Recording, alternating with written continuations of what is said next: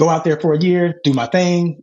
And then I called a coach. I remember like it was yesterday, bro. This is now, I get 15, 16 years removed, but I remember it like it was yesterday, me calling a coach and was like, yo, the season's done. I'm excited, getting ready to come back home. Cause I was in Oklahoma. I had never been to Oklahoma, nothing like that. This was my first year. And this was before I met with my wife. Even though she played, we wasn't really talking like that. But then I remember the coach saying like, yeah, and I can't remember exactly what he said. I just remember it being a situation where he's like, yo, we had some changes, this, and this. We're not going to be able to make it happen. We're going to try to see if we can get you a partial. And I was like, dude, I couldn't, as blessed as I was, a partial scholarship wasn't going to cut it for me. I needed a full ride. And I'm like, wait, so you mean to tell me what y'all told me is not actually going to happen? Y'all said come out here for a year, and then I did my thing. But then that let me know, and I was mad. I ain't gonna lie. That was a moment of, I was pissed off. But to your point of how do you handle transformation moments? I remember calling my mom and she was like, hey, I get it. I understand. And they wanted me to be back closer to home, but she didn't want me making an emotional decision. And so she was like, hey, just take a moment. Like, you need to spend some time in prayer on it. I'm like, what am I praying about? Like, they said they was going to do something. They didn't do it. Now, like, I'm coming home and we just going to figure it out.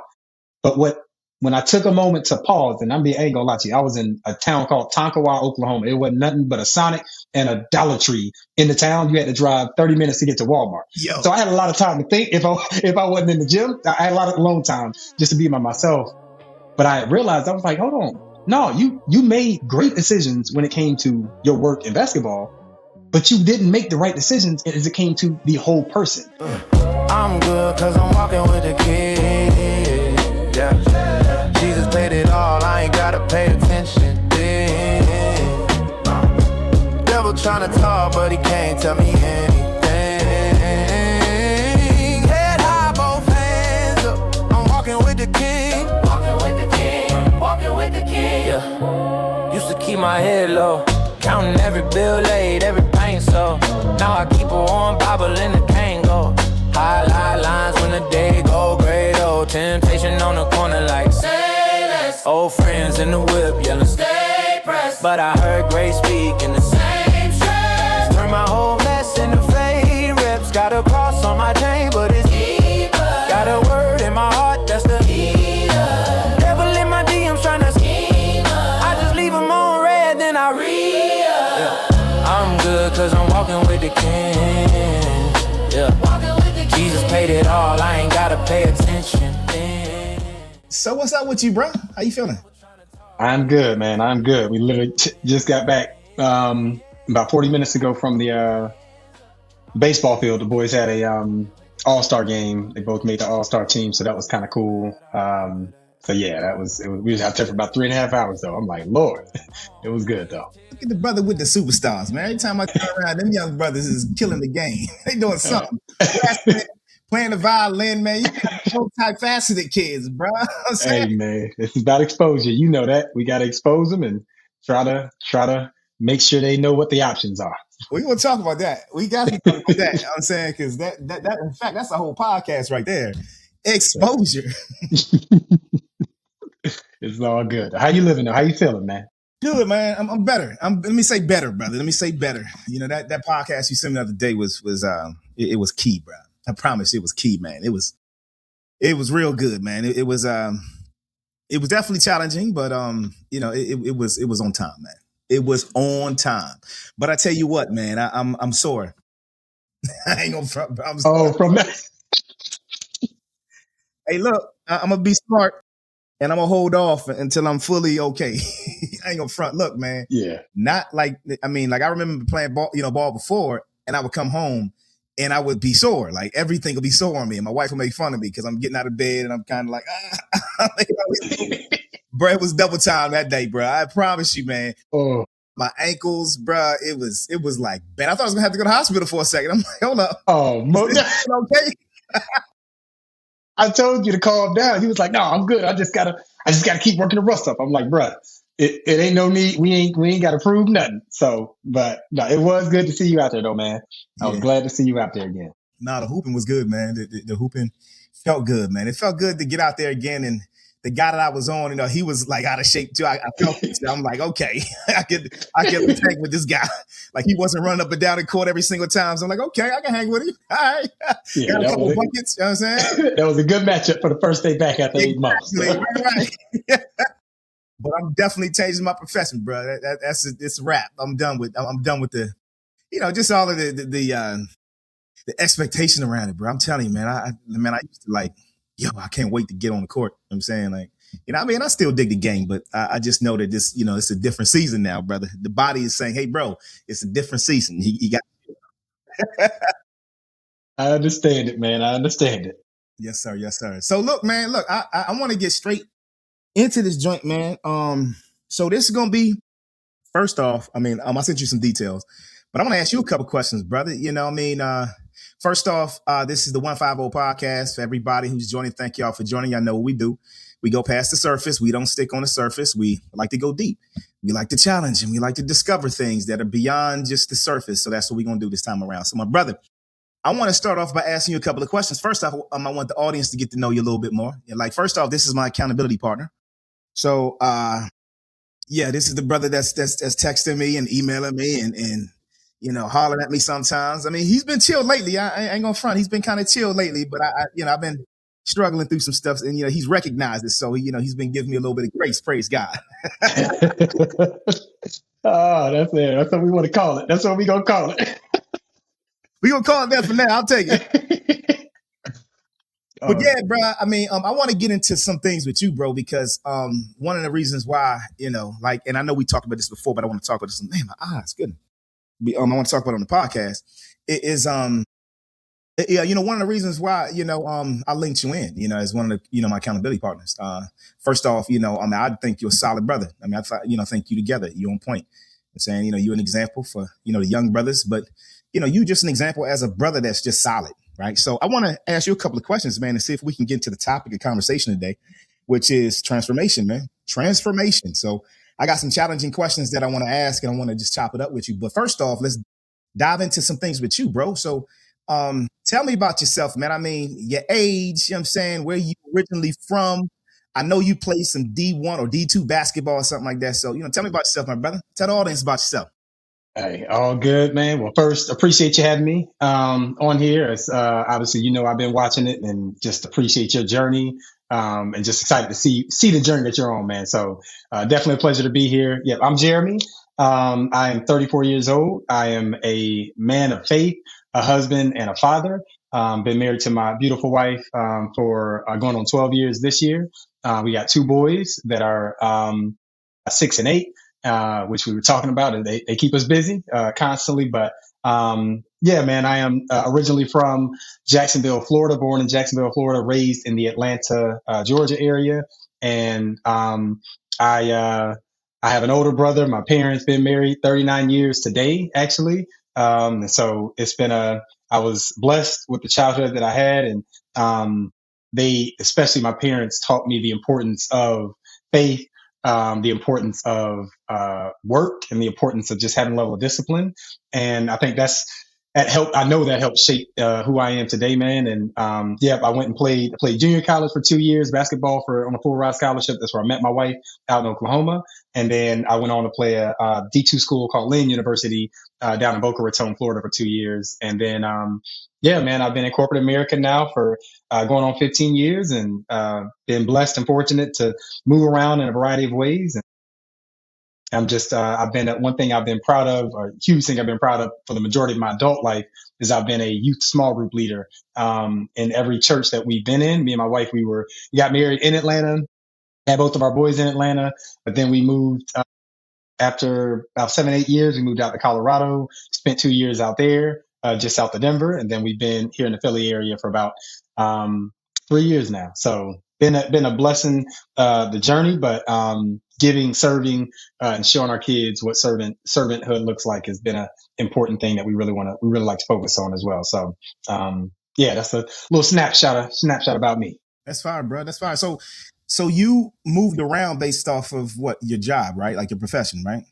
Yep. So had opportunities that opened up, and was fortunate where the company moved us to the different places that we moved to. So Yeah, I would have been in Atlanta. It was one of those situations where I had, when I had my second child, and the company I worked for, they gave paternity leave is the same as maternity leave, and so I got the full 12 weeks off paid. And me and my wife met. It was a moment where we never really had that moment to like sit down and kind of have a reset moment to just reset our vision, reset what we wanted to do when we grow up, type of thing. And man, we sat down, we did a real estate course. We talked about if we're going to be mobile, where we move to. We started circling places on the map.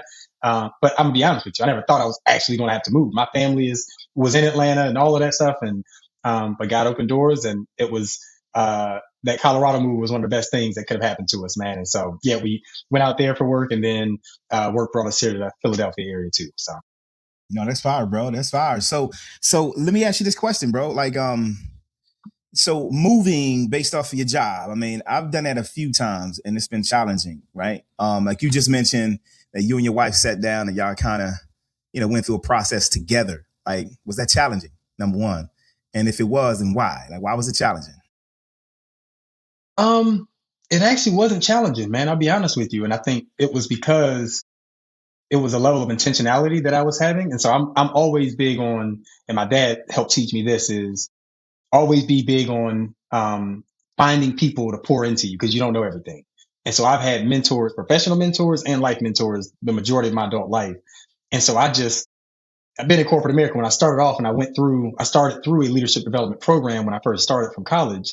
And it kind of taught me the structure of how to be a leader and like an effective ways to be a leader. And so, but in the program, they paired you with people that were successful in the business. And so I just started studying them and learning them. And I'm like, all right, this is what I've seen be successful. And so I paid attention to the patterns, and a clear pattern to a lot of the people that had moved up was they moved around to multiple states. I don't think I met one person that didn't move to multiple states. And so I'm like, man, if I'm going to be in this environment, I might as well be proactive and start having that conversation with my wife if we want to do it or not. And then, so when we had the conversation, it wasn't challenging because it was before we were even thinking about moving. It wasn't like hey, I got an opportunity, we're about to move tomorrow. It was a kind of proactive approach. And so we were like, it allowed us to go through it together, which is what I'm so grateful for. And each move, she's been a part of it. When I get an opportunity, I go straight to my wife. I'm like, hey, here's an opportunity. Here's what it is. This is in alignment with what we either set for ourselves or it's not.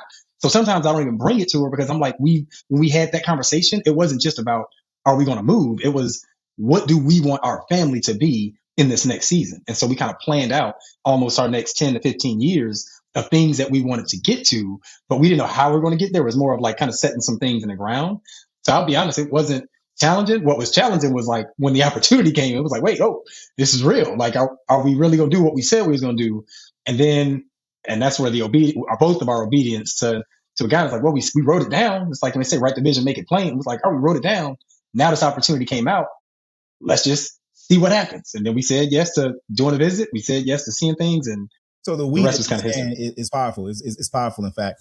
Okay, let me just, dive into this a little bit more. So like your wife is like, she was a hooper as well. So she hooped in college too. Like that's how y'all met, right? Yep. We both played basketball at the junior college in Oklahoma. So I always tell Jamar, right, my son, I always tell him that because, he young, handsome, he got girls, trying to get at him or whatever. And I'm always telling him like, yo, like focus yourself on what you're supposed to do. I mean, be young, I'm saying, but focus yourself on what you're supposed to do. And if you focus on that first, then God will align you with somebody that is like-minded. And when that happens, I'm hearing the we in what you're saying. Now we're going to get into the challenges later, but what I really want to focus on right now is something that you would tell young people.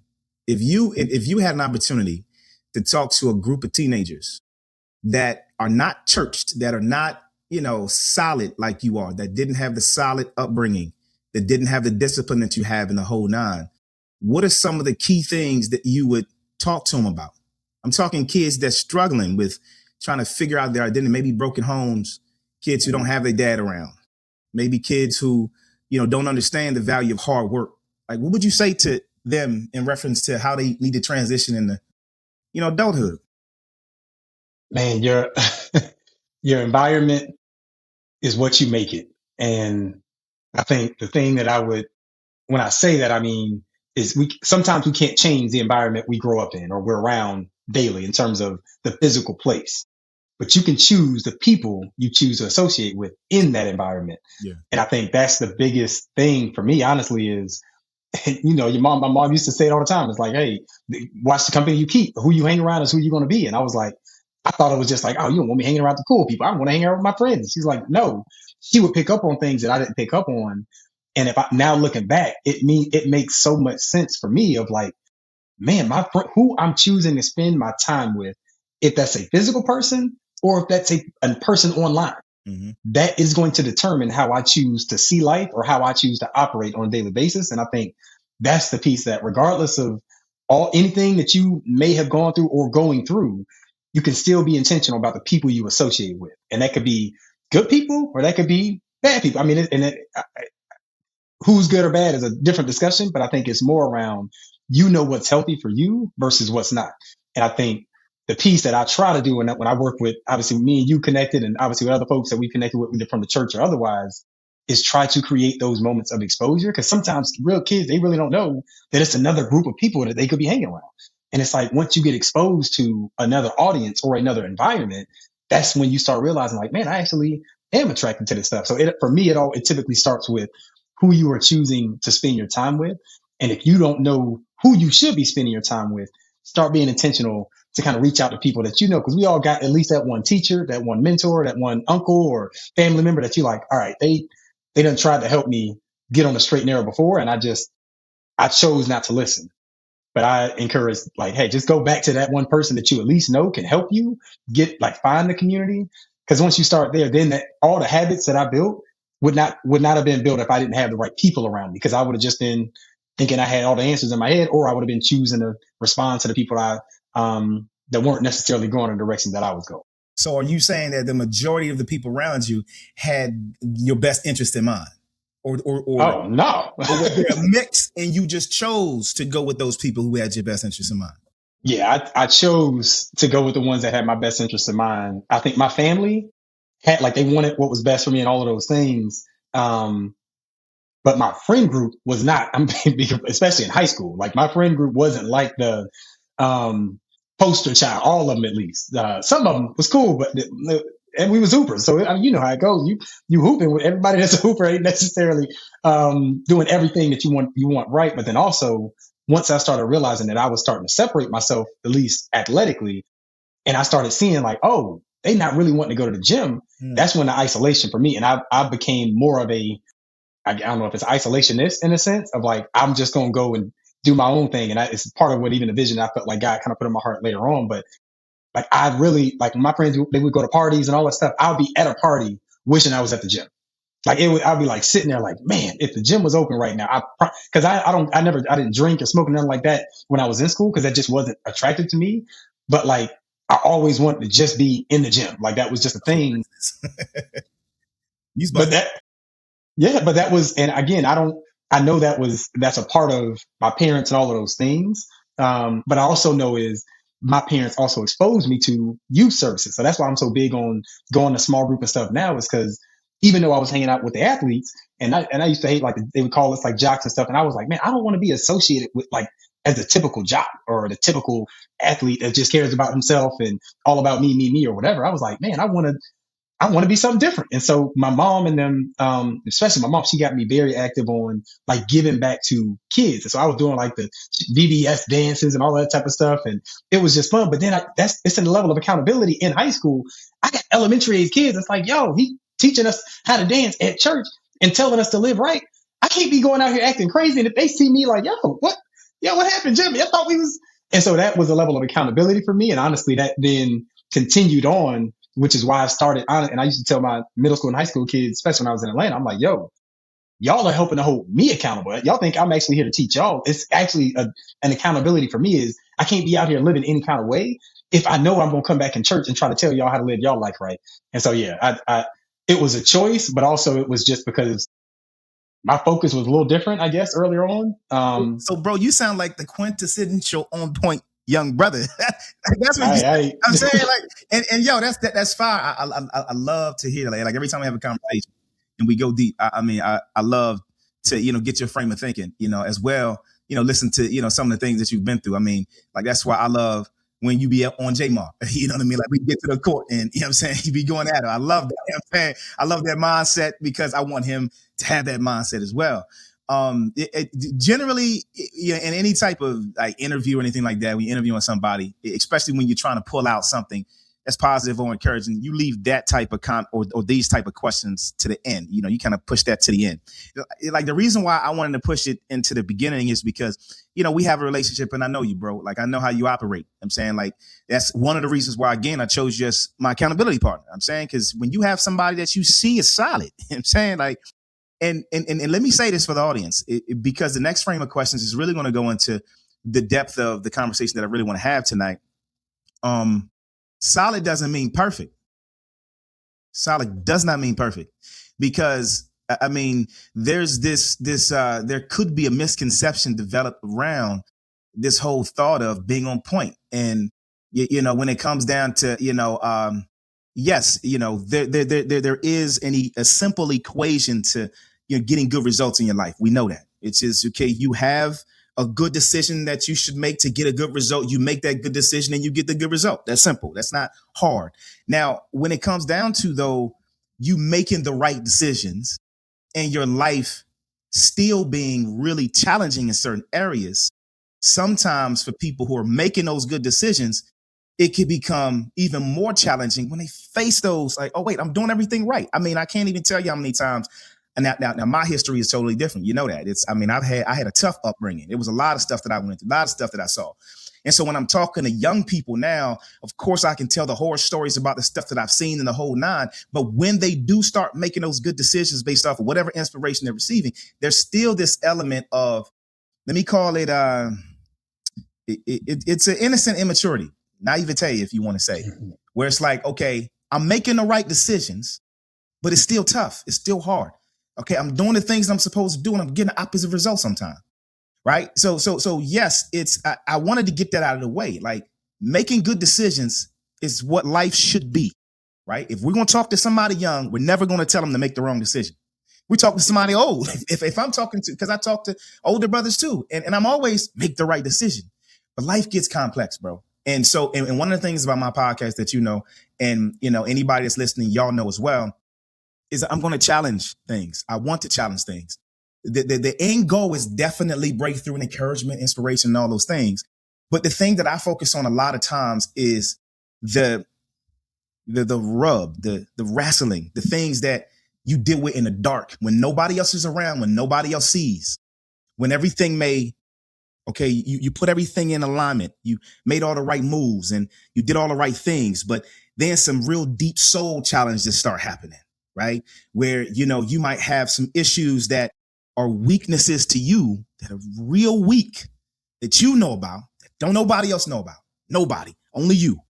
And we have to put our faith into, you know, the mix when it comes down to this. But, you know, a lot of times, man, I'm telling you, bro, like I'll be in the scripture and like I have imagination, bro. I do. Like I'll read certain narratives in the Old Testament and New Testament alike. And I see beyond just the warm, fuzzy feelings, bro. I do. You know, when you see a David where the Bible says that he's a man after God's own heart, right? The Bible specifically talks about how Saul was cut off because he was disobedient to God. And then David was a man after God's own heart. If you don't go into the narratives and really try to explore what happened in those narratives, you would never understand the real complexities that you're going to deal with, regardless of making good decisions or not. Right? You're going to deal with some stuff. And then what happens when you have to deal with those things? And so the topic that I want to dive into is centered around transformation, right? Because, you know, when we are challenged at that level where it's a core level, it's not a surface level, then what is the thing that's going to make you keep going? Because I'm going to say this and then I'm going to get to the definition and ask you a couple questions. Everybody has a breaking point. Everybody. And that breaking point is different for us all. We aren't all, like none of us are the same, right? But everybody has a breaking point in whatever area in your life that you're struggling with. All of us do. And so what do you do when you get to that breaking point? Because the definition of transformation, I'm going to read that right now, is going to kind of guide where I'm really trying to go in this podcast or, you know, in this episode right now. So it says transformation is the process of becoming something new through significant change in mindset, behavior, structure, or identity. Now, it said, now I'm going to slow down. It says significant change in mindset, behavior, structure. And those are things that we can kind of identify earlier on in this conversation. You know, with a young brother that made the good decisions, like you made the decisions to basically, you know, change your life in a positive direction. You were focused. Sounds like you had the Mamba mentality. You know, you was at parties and you're like, look, I'm trying to hoop, you know, and because of that, you got rewarded. You know, you put yourself in a position where life basically gave you some things that you worked for. Right. But okay. I mean, so we talked about mindset, your behavior and your structure was in alignment. I want to talk identity though. And the reason I want to talk identity is because I did just a little study on identity and noticed that it's deeper than the word feels like. It feels almost like this is who I am. But identity comes from multiple places. It comes from the things that you gathered over time, from the music you listen to, from the people that you grew up around, the food that you ate or eat, the style of the culture that basically engulfed you becomes a part of your identity, who you are as a person. You know, the lessons that you learn through the people that are the closest to you around you. There's a lot of times, though, regardless of the good, the bad, and the ugly with that we're challenged in that identity. Because if culture coming up can kind of format our identity, then as we get older as well, it can also continue to format and reformat our identity. Give you an example. You know, went to call the other day with the brothers. And one of the brothers, man, he shared something that I just thought was it was necessary to share. He's the elder statesman on the call. He was the older brother, and everybody respects him. Everybody values he got mad wisdom. The brother is crazy on point. When anytime he share anything, everybody's being quiet and they're listening. But we had a moment of vulnerability where he was talking and everybody was sharing some vulnerabilities that they had. One of the things that he shared the fact that when you get older, things change. They don't work the same anymore. And, you know, people start responding to you a little differently. You know, it's not like this big old giant change unless something major happens. But for the most part, there's this gradual going away from who you used to be. And so how, in fact, you deal with that, deal with the transformation. How do you transform? It's critical and key in my opinion when it comes down to wherever you are, no matter how old you are. How do you handle transformation? How do you handle it? So here's a couple of questions I want to throw at you, bro. I know I covered a lot right there, but here's a couple of questions I want to throw at you. So, the why, the what, and the when. So was there a time in your life where you knew that you had to transform? You had to literally change your mindset, your structure, and everything else, or your identity from a place that wasn't healthy for you. Was there a time in your life? It could be any time, any portion in your life that has happened. What was it? Or was there ever a time? Yeah, definitely a few times. But the one that stands out the most is, and you keep saying it, of like, hey, you a solid brother and you a solid brother. And that's something that I would hear often. It's like, man, that's a great kid. That's a good kid. He's he's on the straight and narrow. And so, but with that comes a level of kind of the performance nature or performative concept of like, hey, I have to now perform.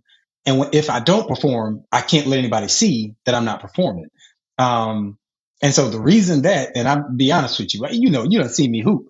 I can hoop. I'm a hooper. In my brain, my identity, to your point, was I'm joking. I'm a hooper. But like that was my identity 100%. I didn't care nothing about academics. I'm like, I'm a hooper. And then I got to AAU and I was like, oh, I'm around guys. They hoop too. They can't be smarter than me in the school. So I don't need to do all of that stuff. I just need to do just enough. But then when I started realizing, until I got slapped in the face, and it was like, I'm thinking I'm D1. That was the only option on my brain for all of high school until I get to my junior year. And then I started realizing like, oh, I'm visiting colleges and they're like, oh, hey, yeah, send us your transcript. Send us your SAT scores. And I was like, cool, I'm sending the stuff. I'm like, yeah. And it was like, your scores ain't where they need to be. And I'm like, hold on, right? Y'all would dismiss that because I can hoop, right? Like that ain't a real. I'm hearing because I heard stories of guys on my AAU team I'm like, man, they just because they were so good, but they were at a different level than I was. But I'm thinking we at the same level.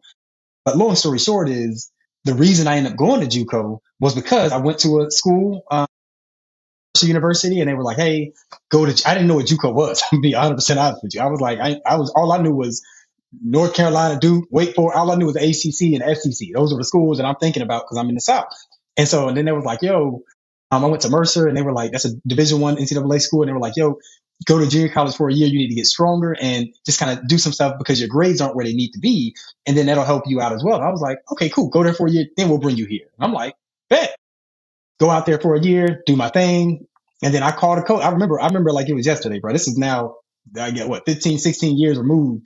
But I remember it like it was yesterday, me calling a coach and was like, yo, the season's done. I'm excited, getting ready to come back home. Cause I was in Oklahoma. I had never been to Oklahoma, nothing like that. This was my first year. And this was before I met with my wife. Even though she played, we wasn't really talking like that. But then I remember the coach saying like, yeah, and I can't remember exactly what he said. I just remember it being a situation where he's like, yo, we had some changes. It's this and this. We're not going to be able to make it happen. We're going to try to see if we can get you a partial. And I was like, dude, I couldn't, as blessed as I was, a partial scholarship wasn't going to cut it for me. I needed a full ride. And I'm like, wait, so you mean to tell me what y'all told me is not actually going to happen? Y'all said come out here for a year. And then I did my thing. But then that let me know, and I was mad. I ain't gonna lie. That was a moment of, I was pissed off. But to your point of how do you handle transformation moments? I remember calling my mom and she was like, hey, I get it. I understand. They wanted me to be back closer to home, but she didn't want me making an emotional decision. And so she was like, hey, just take a moment. Like you need to spend some time in prayer on it. I'm like, what am I pray about? Like they said they was going to do something. They didn't do it. Now, like I'm coming home and we just going to figure it out. But when I took a moment to pause, and I ain't gonna lie to you, I was in a town called Tonkawa, Oklahoma. It wasn't nothing but a Sonic and a Dollar Tree in the town. You had to drive 30 minutes to get to Walmart. Yo. So I had a lot of time to think. If I wasn't in the gym, I had a lot of alone time just to be by myself. But I realized I was like, hold on, no, you made great decisions when it came to your work in basketball, but you didn't make the right decisions as it came to the whole person. You were good spiritually, you were good in your craft, but you chose to deny or defer what you were doing on the academics. That's why you're at JUCO right now, because you didn't want to put in the work that was needed to give yourself the options that you wanted. And I think this is when options for me really started triggering, or really coming to life. It's like I started thinking to myself, I never want to be in a position where I don't have options, because I'm gonna be out like and I'm sure I probably had other options, but we didn't explore a ton. But it was like, it was JUCO and then go to Mercer after that. Like that was the option. And then and then after that situation happened, I'm like, man, my only other options is I got to go try to send my tape to schools and do all this other stuff, or just stay here. And I remember thinking like, I'm about to outwork everybody in every area of my life for the rest of my life. And it was that moment when and then this is where the spiritual element, like I can't deny any aspect of my life and not put God in the middle of it, because that's when I promise you it was maybe 2 weeks later, if that, where I see my wife, my now wife, with her twin sister in the library. And I was like, you know what? Let me go shoot my shot. I ain't shot my shot. Let me shoot. And I remember I came up to him. I said a joke, because literally she's identical twins. I said a joke. She laughed. Her sister didn't. I'm like, I bet this is the one I'm gonna try to. This is the one I'm gonna try to go for. But that was a turning point in helping me feel like, okay, you know what? Maybe being out here ain't the end of the world. Maybe I am supposed to be out here. And then, long story short, end up staying in my second year. And then the next year, I ended up graduating. I had a 4.0. Before you go there, because it sounds like the ending of the Remember the Titans movie where everybody's feeling good, right? look, bro, like let's pause in a moment. Like your mom told you to pray about it. Let's go back to that point, because and when you talk about God being in your life, like you talked about, like you said specifically that your spiritual life was good, right? Your mom told you to pray about it, but you were angry and you were upset. Like walk us through the conversation that you had with God. What was it like? I mean, because and the reason why I'm pausing here is because a lot of times, man, young people and older people, like I have this conversation a lot. We have this notion that a relationship with God means that everything is just going to flow. It's just going to flow. There's going to be no moments of frustration, anger. Let me summarize the emotions by saying all the emotions that God has put on the inside of us. It's almost as if like, oh, pray about it and it's just going to work out. Now I pray every day, bro. Every day I get up, I pray. The Bible says pray without ceasing. I'm in it, man. It's like, but I've experienced seasons in my life, man, where it feels like the clouds are brass. And I'm praying, I'm saying, well, God, what's up? And the reason why I want to stop there is, and I want you to kind of take us through that, is because you obviously got through it. God got you through it. But there's some, like for some young brother or even older brother out there, because I talk to a lot of older brothers who deal with this too, there sometimes needs to be a differentiation between the moments when we are expecting God to do something versus God expecting us to do something. Yeah. No, that's you taking me back to that moment. I had relived that moment in a minute because I've kind of passed it, I think. But and this is where I thank God now I have the words to put with it. Because if you'd asked me this 10 years ago when I was fresh out of it, I wouldn't be able to articulate it in the way that hopefully I'm able to do right now. But yeah, in that moment I remember I didn't pray. I'm gonna be 100% honest with you. That's why I said it was like 2-3 weeks later. My mom was like, pray. I'm like, nah. And so I just didn't. I was just walking around angry for probably about a whole week. Just like, man, my coach would try to talk to me and teammates would be like, yo, Jay, I mean, cause they knew they were coming back. They didn't have, and I had a vision for what I'm supposed to be doing. But then when I was like, you know what, all right, I ain't gonna just sit around moping every day. And I remember sitting down cause my mom would tell me like, yo, read your Bible. And even in college, all through high school and college, like I would read it, brother. It was something that it was hard for me to comprehend the things that I was reading. And I wasn't like studying it. I was just saying, let me just check the box and read. And I remember I was trying to read and I just stopped and I was like, all right, God, like I've been doing what I'm supposed to do, but like, and it's not working out. So I'm like, and it was kind of one of those like, what's up, Mom? Like, I'm like, all right, what do you want me to do? And I didn't have the words to say this 10 years ago, but now I understand that he was like, no, you didn't do your part in every area that you were supposed to do your part. Ooh, so own that. Okay. And I was like, I'm in the gym late. I'm first, last to practice, all of that stuff with leader and all of those things. I'm out here making sure I'm eating right and all of that type of stuff. And he was like, no, you're not doing the level of work you need to do academically, and you're not doing the level of work you need to do relationally. Because I was navigating with the lust stuff, and everybody be like, oh, yeah, it's cool. You just have fun in college. I'm like, no, but I was doing stuff I knew I wasn't supposed to be doing. And he's like, no, you're distracted, but yet you want an outcome that is going to get you the result that you think in your mind. But like the people that's gotten it, they had a different level of work that you ain't got yet. And again, this is where now being able to understand that, like, I was able to take ownership in a moment that I didn't realize I was taking ownership. I was just thinking like, oh, I haven't put the effort that is needed in my academics, and I haven't challenged myself relationally in that way, in regards to how I'm using my body or how I'm letting my body be used, all of that type of stuff. And I'm like, all right, cool. And I just remember like I don't know if it was a switch, and I can't say that God said, do this, and then you go and I went and did exactly what he said. I just remember thinking like, okay, there will not be an excuse for anybody to put on me on anything.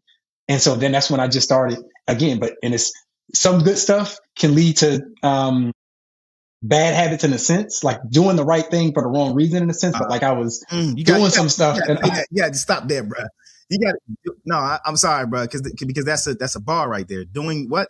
Doing the right stuff. Doing the right thing for the wrong reason, was what I started realizing is like, okay, I'm going to perform, but it was all me. Like, because I had this conversation with God, but then I internalized it so much that I'm like, okay, I'm going to do all the right stuff, but I'm doing it for me. It wasn't to say like, okay, God, let me let you get glorified in any of this, or let me make sure that I'm able to use this gift you've given me to be a blessing to the people around me and all of that. It was about what I wanted. And I think that's the part that I started, and it was good. I graduate. I was top of the class, all of that stuff. The next year I was able to go because I finished the year strong on the academics, all of that.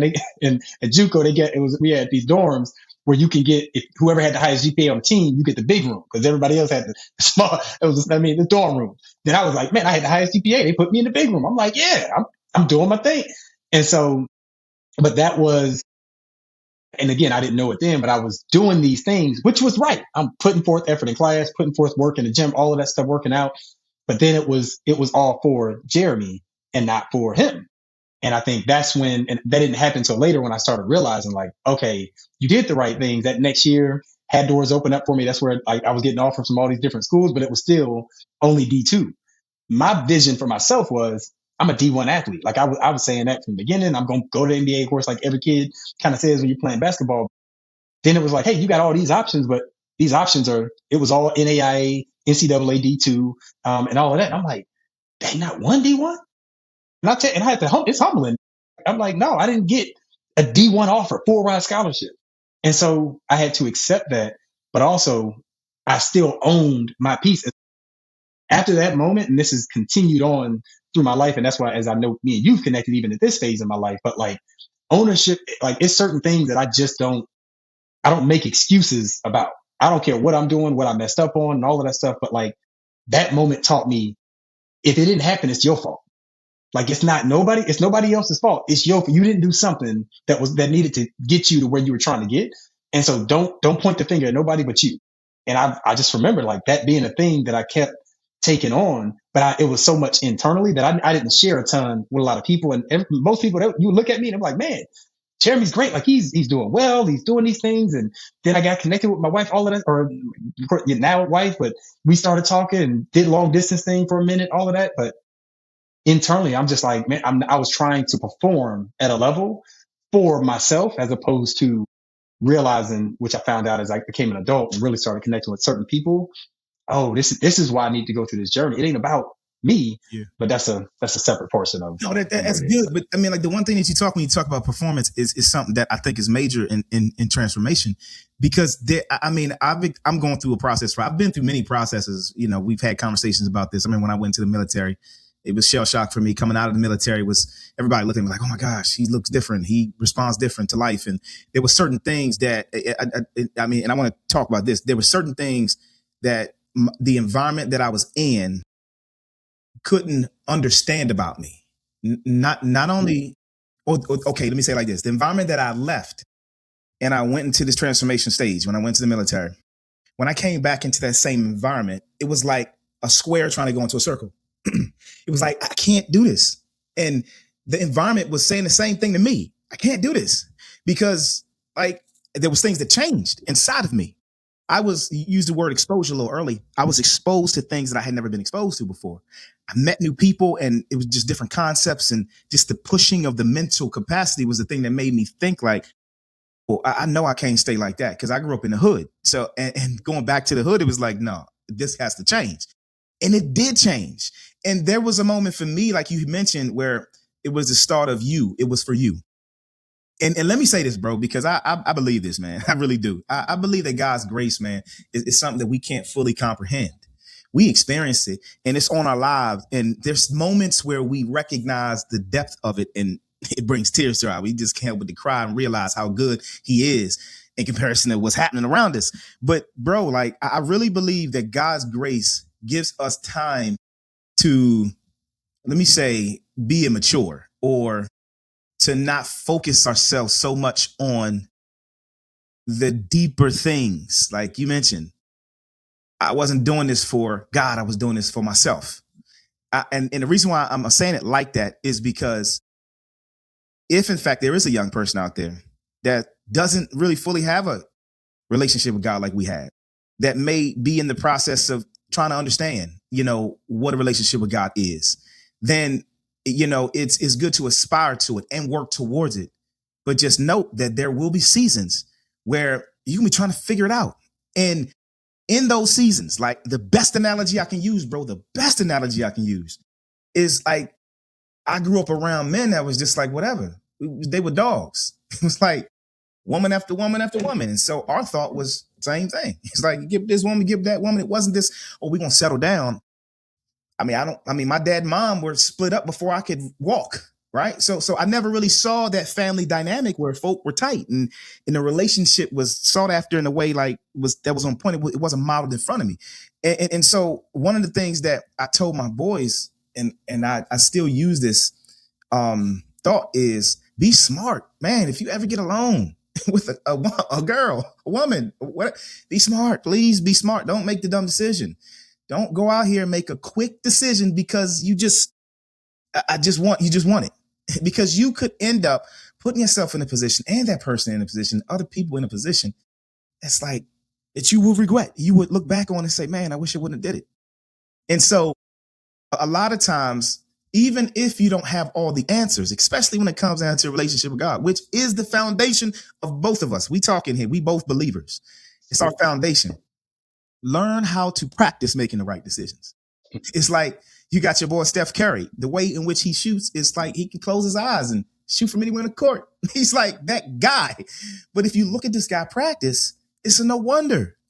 This guy shoots like thousands of shots, and the way in which he shoots them is like, I look at his workout and I get like, dang, that's a little, I'm tired. Just watching him work out. It's practice. It's like constant. And so if anything, get used to making wise decisions, used to them, like practice them, watch what they give you, and as you get older, the wisdom that God will start developing the wisdom. He'll start giving you the wisdom to kind of get into, with the why behind what you do. Right. Like you're talking at a deep level that I love, man. I love the fact that, and I want you to kind of define that a little bit more with the time we got left. When it comes down to the thought of, I'm not doing this for myself, but now I'm doing this for God.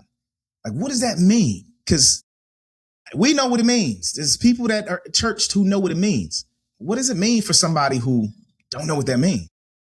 Yeah, and I know we've had a number of conversations, but it is truly dying to your flesh every single day. And I think I didn't understand. I would hear that sometimes at church. Die to your, I grew up in a Pentecostal church. Like, your flesh, you need to submit your. I'm like, yo, what are they talking? But like, it truly is. We all have our own aspirations and our own goals and dreams and things that we want to do. And it really just means like, hey, God, I want to do this. Is this aligned with you? If it is, let me know. If it's not, shut it down. I cannot tell you how many times I prayed that prayer in a new job that I've taken, in a decision I needed to make or an investment I needed to make. I'm like, hey, God, I want to do this, but I don't want to do it if it's not aligned to you. So if it's good, keep it. If it's not, shut it down. Like, I don't want it if it's not aligned with you. But then also on the flip side, that means when God tells us what to do and we don't want to do it, it means dying to your flesh and saying, you prayed and you talked to God and he said, all right, cool, do this. You're like, wait, no, wait, okay. I said I wanted this. I didn't say I wanted to do that. And he's like, okay, if you want that, do this. And it's like, but can I do something? And he's like, don't come back. And I don't know. I don't share some stuff with you on things that he was just so clear. Like, yo, just do what I asked you to do. And I'm at a space now where like I'm truly living in a level of obedience. And I'm just trusting him with the rest. That's why I like this shirt that we got. Like, yo, all I can do is my best. God is going to take care of the rest. But that doesn't mean it's going to just be a simple, easy task every single time. And so to your point, when you ask like, hey, what does not doing for self and doing for God actually look like? It means I am submitting my own vision for my family, submitting my vision for myself, submitting my dreams that I wrote down when I was a kid, all of that. And it's like, yo, I want to operate in accordance with your will for my life. Because every time I've done it your way, it's worked out. Like there has not been a situation where I've followed you or followed him and it didn't work out in my favor. Was it easy? Not every time. Was it simple? Was it something I would have chose to do in my own flesh? Absolutely not. But then I get to the other side, I'm like, oh man, because he's so strategic, He knows things that we don't know about. But for me, I'm thinking about what I see. I see you on this call. I see us having this conversation. So I'm like, yo, if I got to say this, then he's going to respond this way. And then I'm going to say this again. And the guy be like, no, if I ask the Holy Spirit, I'm like, hey, Holy Spirit, let you, whatever I need to say, you tell me what to say. And I'll say whatever you need me to say. It may not be what I actually want to say. Then that's when it's like a level of openness, vulnerability, all of that stuff comes out. Because then it's like, oh, hey, you out here telling these people, yeah, you a solid dude. But to your point, I ain't perfect. I know I'm not perfect. And I thank God that I'm with a woman who understands my imperfections. And she has helped me to become more vulnerable in my imperfections because I was so performative for all these years. And I had to realize like, yo, it was early on in our marriage. I used to struggle when that was one of the other things I was thinking. I'm like, yo, okay, man, like now I'm married and I'm good. But then I started traveling for work and I was like, okay. And this is exposure can be good and bad. I got exposed to pornography when I was in college. And I remember walking in a teammate's room and I was like, yo, what are y'all doing? I'm like, oh, and they just had it on the TV. And it was just like literally a less than a 3-minute thing. You get exposed to it. I'm sitting there talking to them, then I leave. And that just registers in the brain. Then as an adult, now I'm traveling for work. And so I'm like, man, I'm in the hotel room by myself. I'm like, you know what? I want to justify. I'm not going to be cheating on my wife. I'm let my flesh take. So I'm going to just go watch some porn and do that. And I'm like, and I was doing that for some years. And then I realized like, hold on, you think this is better than what you could actually, no. And I had to have a real conversation with my wife about that, bro. And that was not an easy one. But then she was like, okay, hey, let's work through this together. And that was one of the first times that I let anyone, honestly, into the dark side of who I was. And then she loved me through it. And she was like, hey, let's work through this. And then it was a healthy way to do it. And that's why now, and I even told her before, we talking about it earlier, I'm like, yo, you helped me to get comfortable being more vulnerable with people in general, because I would just be Jeremy, the guy that smiles, the guy that's just a good kid, a good guy. He's doing the right things. He's not out here doing nothing crazy. But we all got a level of things that we have to work on. And I told my wife I appreciate her for caring for me in my vulnerability, because then it helped me to start seeking out other people that I could be more vulnerable with. And that was like the men that I've connected with in the different places I've lived. And I love obviously connecting with you and some of the other brothers that we got, because I don't have to be the performance guy all the time. I can truly be like, yo, hey, I'm struggling with this right now, man. I need y'all's help. And me and you done had a few conversations about some stuff. And it was like, yo, this is what life is really about. And I appreciate it so much, but the weight that I used to carry alone because I was trying to perform for me, I don't carry that same weight. I'm living so much freer because it's like, all right, God, like I'm really out here trying to do your will, and I ain't going to be perfect in it. But I promise you, I'm trying my best to just make sure that I'm staying in alignment with it. And then he brings people, situations, circumstances in place to where it's like, okay, yep, you're going to go through some hard stuff right here, but I put the right people around you to help you navigate it. So just keep moving forward. And I'm like, all right, cool. And then it'd be like, oh man, the basketball group, how me and you connected, the basketball group, y'all started pouring into me. I'm like, bro, I was about to make some dumb decisions because I'm in my own head and my own flesh. And I'm like, all right, this ain't supposed to be like this. But then he's like, hey, no, I got you covered. I got you surrounded by some brothers that's really going to help you see through it. And I remember that conversation me and you had outside the Y. And you was like, yo, man, here's some good things. And you told me some stuff, but then that's where you were vulnerable with me. And I remember you first started talking about that radical transparency, or ugly transparency. That was just, and I was like, well, it's ugly because it ain't cute. It ain't what, and that's why I love this podcast, what you do, because it really is uncovering layers of people and situations. And it's like, yo, get to the root of it so you can really move forward. Because once you do, now you're not bonded or bounded by these things and these stories or these myths or whatever that you got in your head. It's like, no, go be free and live for what he's calling us to do, man. And so I don't even know where I just went with that, but I just right where you're supposed to go, bro. I'm telling you, right where you're supposed to go. I'm tripping over here because I'm listening to you talk, man. And the more you talk, man, the more you've been used to talk.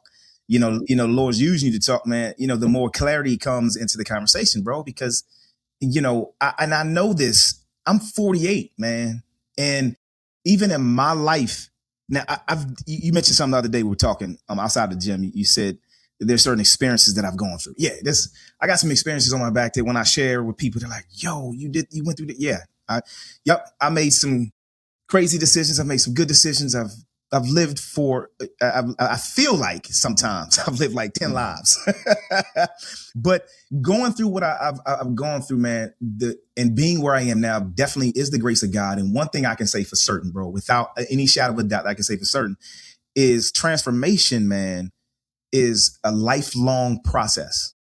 It's not something that happens. Now we go from glory to glory. If the idea and the goal is to become better and to be transformed, like the scripture says, be transformed by the renewing of your mind. Right. And so it's like, just think of that for a second. To is to do something over again. So you got to renew. It's like renewing your mind. That's a transform. I mean, that's a process, bro. That is not fun for the deeper issues. Now, people that make good decisions over a long period of time, come on, man. You can't take away the harvest, man. It's what it is. Like such as yourself, you make good decisions. It shows on you, and it's supposed to. And see, that's the one thing that and that's one reason why I'm glad to have you on this podcast or this episode, because I want young people to hear the things you did Yes, you had your struggles, but you went through certain things, but you still made decisions, and you're still reaping the benefits of the good decisions that you made. That you made. That's reality. And I don't want to over spiritualize things to the point where people don't understand that what you put in the ground is going to come up. If you put a daggone apple seed in the ground and you water it and you take care of it like you spoke, apple's going to grow off that tree one day. If you put an orange seed in the ground, it's the same thing. An orange tree gonna grow. You can't expect to put an apple seed in the ground and pray for oranges. Oh Lord, give me oranges. I want pears this time. What seed did you put in the ground? And that's something we can't ignore. A lot of times, we can say that practically and understand it, like, oh yeah, that sounds good. But in our actions, we operate opposite of that. And that's all of us in one way or one shape or form or another. So the transformation process is a lifelong process. Like, I love what you said about dying daily. Paul says it, die daily. That is hard to do. Hey, look, I'm gonna tell you, I gotta be straight. I'm transparent on this podcast. I gotta be real. I watch, and this is a critique. I ain't gonna front. This is a critique, but I'm not bashing nobody. I see young people, bro, young people get online and they start quoting scripture and they start speaking these big giant words and just, and I'm talking going in. I love the enthusiasm. Don't get it twisted. I love the enthusiasm. But the Bible is diverse. A relationship with God is diverse. It is not static. It's not this one playing level field that you just gonna get on and you get open field, all the defense behind you, and you just got the touchdown in front of you. That's not how this thing works. Man, you got linebackers coming at you sometimes that's 4 times your size. And you're going to get hit sometimes, and you're going to question, like, why the heck am I doing this? You got all the skill in the world, all the talent in the world. And I'm using that as an analogy from a spiritual perspective. You quote the scripture, you got all this, that, and the other. But as soon as life punch you in your mouth, in your rib cage, hit you in your solar plex. I was boxing this one kid in the hood one day. I'm thinking I'm the biggest kid on the court, saying he talking junk, and little skinny dude, little skinny dude, but I'm gonna knock this kid out. So we start squaring up, but young boy was trained with boxing. He was trained. I ain't know that though. Everybody start laughing. Boy hit me with a 2-piece, bop, bop. He hit me right in the eye socket, bro. After he hit me in the eye socket, only thing I can do is reach for him. That's all I can do is reach. I'm like, if I get you, it's over. But boy caught me because I wasn't prepared. My mindset wasn't like, yo, this transformation process is serious work. It's not this thing where you're going to pray one prayer and everything going to come together. You're going to go to church and now your life just going to fall in line. You're going to start a business and now all the clients just going to come to you. You're going to get in a relationship with, you're going to marry a woman, put a ring on her finger, and now y'all just going to go off into the bliss, into the, the moonlight. No, this thing is, when you start, really taking transformation seriously, then man, there's some things that's going to fall off you. That's going to have to be ripped off you. You're going to have to purposely say, all right, I got to get out of this. I can't do this anymore. This challenge that I'm going through right now, bro, and the conversations we've had, man, I had to take a break for the last week and a half. I ain't gonna front, bro. I took a break and tomorrow I'm like, all right, let's go. I got to get back going. But man, there's levels to the game. There's no way around it. And so this podcast is a podcast that goes deep. And brother, I appreciate you sharing, because, you're definitely inspiration for a lot of brothers out there and sisters, just people in general, man. Keep doing what you're doing. I watch how the young guys respond to you out on the court, you know what I mean? And even in, the youth group. And brother, let me say this, man. You're a young bull compared to me. Hey, that's a win. That's a win. They be calling me. Keep calling me young bull, baby, because I get around certain crowds. They be like, hey, I'm like, nah, come on now. I'm at that. You know what? I'm gonna take it though. I'm gonna take it. Well, compared to me, you're young. I gotta say it like that. But bro, let me just say this out loud and in public. I admire you, brother. I'm straight serious, brother. I love what God is doing in your life. I love the way in which, we've had conversations, and I've literally watched your transformation, man. Since the first day I met you all the way until now, bro. Your brother, okay, let me say it like this. It's only a handful of brothers that I really lock into at a deep level. A handful of brothers. And I've been around 48 years, close to 50 years, and you one of them, brother. And so I appreciate you for, just being the brother you are, being yielded the way you are, man. And definitely want to encourage you to continue to do what you're doing, brother, because God is using you. You know what I'm saying? And I'm glad to be connected to you, brother. Let me say it like that. Hey, man, I appreciate it. Seriously, man. And it's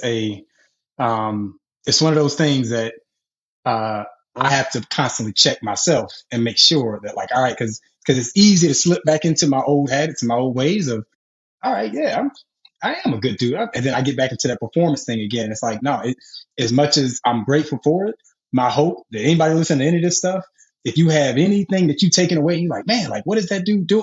It starts with a relationship with Jesus. I'm now, I've become more unapologetic about that, because it really ain't about me. And once anybody understands that, you can start moving in your purpose and with an identity that it's like, okay, God is going to start using you in ways that you wouldn't really even dream of. I promise you, I wouldn't be thinking knowing who my dad is and knowing how he raised me. Would never be thinking I'm holding a man 48 years old accountable when I'm 34. Like, hold on. Like, even the fact of the concept of saying that out loud is like, okay, I'm holding you accountable. And it's like, but that's the God that we serve. It's like, yo, it ain't about the age and it ain't about your even credentials. It's about, I need you to be obedient. And are you willing? And I truly have been trying to be as willing as possible in this season, man. And I will give you your kudos and your flowers in the sense of, when I got connected to you and these other brothers, and especially you, I had never met someone who was so willing to be as vulnerable and transparent off the rip. And I was like, hold on. And maybe because I remember the early conversation, you'd be like, hey, I'm probably going to say some stuff that y'all probably y'all gonna be like, oh, I don't know who that dude is. And I was so intrigued because it wasn't about oh, well, do you believe this? Or you trying to convince us on something? It was like, yo, I'm struggling with these questions at my age, in my mind, and I'm trying to navigate this. And I was like, man, and the fact that you can articulate that, I was like, yo, this is real. And I used to tell you, I'm like, man, the way that you would spit out verses, I'm like, bro, I read the Bible, but it don't just come to me like, it don't be coming out the tongue. And honestly, you pushed me to really stop just reading the word and study the word. And it's starting to realize, like, okay, yeah, you can read what's on the page, but do you actually understand what you're reading on that page? Just like we research anything else. That's what they teach us in school. Yo, do your research. Don't just read the book. Research the meaning behind the book of why you're reading it. And that's something that you pushed me, honestly, to a level that I hadn't been before spiritually. And God has been opening up even more things for me because I've been doing that. And so kudos to you, man. And obviously I know the 150 challenge has been a challenge, and I know you've been touching on it, and everybody don't get to see every element on the back end and all of that stuff, man. But knowing who he is turning you into and knowing that he is truly pruning who you are right now, and he's pruning the fruit that's going to come from you, bro. I'm like, it's exciting to watch. And I know you in the thick of it. And so it doesn't feel like good all the time, but bro, I've already seen the level of transformation, and you ain't even halfway there yet. And he's really got more work to do in you, man. And so obviously, as I said before at the beginning, it matters the company you keep, who you got around you, who you choosing to listen to, all of that stuff. When you going through whatever you're going through, who's going to be in your ear when you pick up that phone? When you hit me up and it's like, yo, bro, I'm thinking about, I don't know if this is, this good. I'm like, okay, yeah. What did I send you the next day? I sent you one podcast and I hit you. I'm like, yo, this is what we own. And that's the type of. When I say it's funny, because I was working, you were working, you FaceTime me, and for a split, as soon as I saw it, I was like, I'm working, and I know I got an excuse not to answer it because I'm working. But I said, we had conversations last night. It was good. I said, I know I'm going to need something. So I jumped on the call, and I felt your enthusiasm. I was like, okay, all right. But I was still like, all right, I'm doing the podcast, and I listen to podcasts every day. So, but bro, I promise you, man, and let me give ET and them their flowers too on this show, man. The Secret to Success podcast. Them brothers doing a great work over there. I mean, and what's crazy is I listened to that one. I couldn't stop listening to it, bro. I listened to it again the next day when I walk my dogs. Like, you sent me the video of you doing a run, the set with the 7.40 mile. I'm like, hold up, bro. This let's get out here in this sun. I'm saying, so I get out in the sun. I'm walking the dogs, put the ET joint again, And it was just as powerful the second time as it was the first time. And I do want to say this, like what you mentioned as far as who you have and who you're around, who you listen to. That is so phenomenal. Because what the brother was saying, you said it in the energy from the call. He was like, man, our conversation, brother, this was it. And I'm like, all right, I was looking for that in it. And it wasn't hard to find. It was immediate. As soon as I started listening to these brothers talk, it was like, I just told my wife this today. It was like God lit a fire under me. Like, bro, remember why you doing this? It was like you doing this because God challenged you to change at the core. And the key element that was so huge, bro, was you're not going to take everybody with you. You're just not. I know we hear that and you're not. And we got to stop expecting it. I had to stop until that moment. I was like, yeah, that's right. But I know that. Why did I forget that? And so that's another lesson, bro. It's like who you around. God will put you around people that remind you of the greatness that's already there on the inside of you. He'll remind you of the challenge that he put inside. He'll remind you of the calling and anointing, all the things that he put on the side from the people you're around, bro.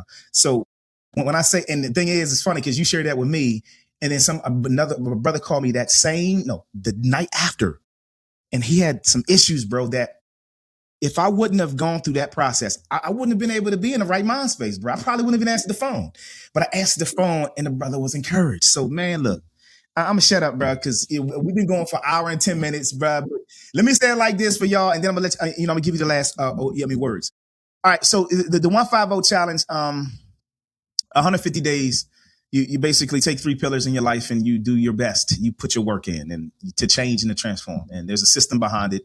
I'm still building the system out, but as the system is being built out through trial and error, through experience, I want to be able to share that with you all.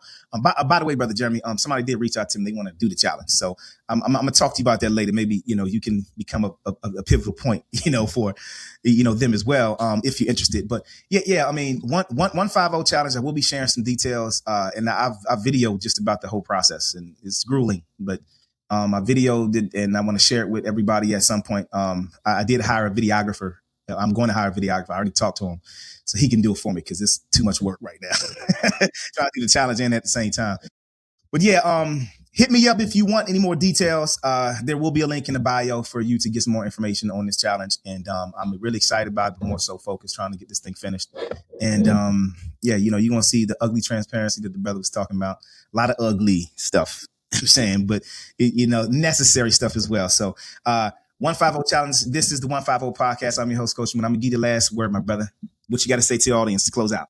I would be remiss if I did not say something that my dad has been saying to me since I've been alive. But do not let your attitude supersede your gratitude, and everything that you do. Every interaction, every conversation. So, brother, I thank you for letting me join your platform, had this conversation with you, man. And I truly do hope that's a blessing to whoever listens to it, man. So appreciate you. Appreciate you too, brother. Love you, man. And this will be a blessing, I guarantee you. Hey, hit that like, subscribe button, subscribe, send it to somebody you think it's going to be a blessing to. And like I always say, live 150, praise God, live 150. I'm good because I'm walking with the King. Yeah. Jesus paid it all, I ain't got to pay attention. Trying to talk, but he can't tell me anything. Head high, both hands up. I'm walking with the King. Walking with the King. Walking with the King. Yeah. Used to keep my head low, counting every bill laid, every pain so. Now I keep a warm Bible in the Kango.